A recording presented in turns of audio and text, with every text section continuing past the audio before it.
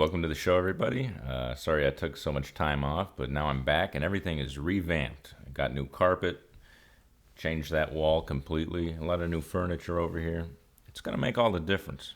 This week's episode, the 2016 presidential election. All right, let's review the candidates.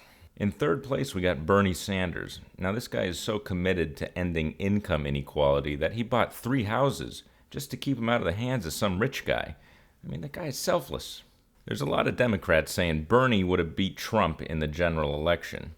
You know, they're thinking like, now that we understand the heartland of America better, we really should have run that old communist.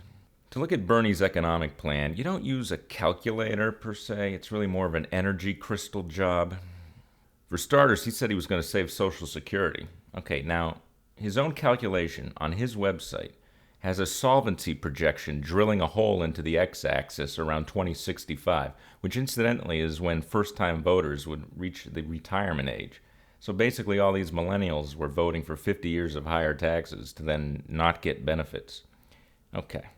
Bernie also came out in support of Oscar Lopez Rivera, a guy who was part of the FALN, which is like a Puerto Rican terrorist group back in the 70s. They bombed Lower Manhattan, killed 4 people. And this is, Bernie's trying to break him out of jail. And by the way, this didn't even make news. I mean, you'd think this would be a scandal. Imagine if Trump tried to pardon Ted Kaczynski. Next, we got runner-up Hillary Clinton. Now, I'm going to tread lightly here because I'm not properly certified to discuss her candidacy. You need to be anointed by an ordained blogger just to mention her name.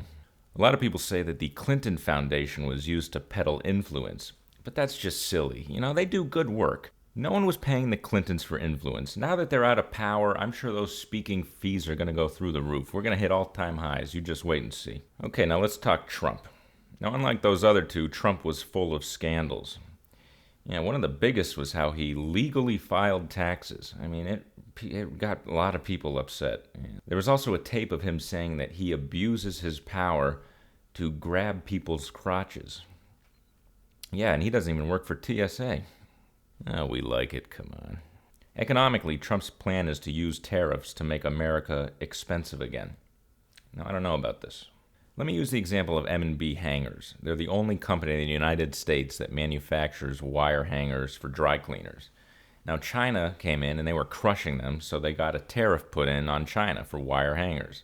Then Vietnam was crushing them, so they had another tariff brought in. Now, I've tried my best to compile the numbers, and it's very hard because you got like 18 government agencies involved, but it looks like these tariffs doubled the price of wire hangers for American consumers.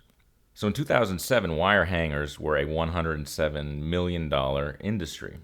And if we figure the tariff doubles the price, then the tariff is worth about $100 million a year.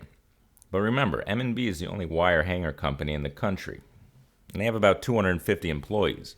So this tariff costs $100 million a year for 250 jobs. That costs the American consumer $400,000 a year for each one of those jobs. It actually makes more sense to have the tariff for maybe 3 years, use all the proceeds from it to give each employee $1.2 million and tell them to retire. I mean, think about it. Everyone would be better off. Hangers would be cheaper for you, the customer. Dry cleaners would be able to do larger volume because they could have lower prices. And the employees at this factory would be millionaires. And that seems crazy, but that's actually less crazy than what they're doing right now. And that's tariffs for one company. Just as a footnote, one of the reasons hangers are so expensive to manufacture in the United States is because we have a tariff on imported steel. So it all compounds. See, a tariff is an economic sanction on a population.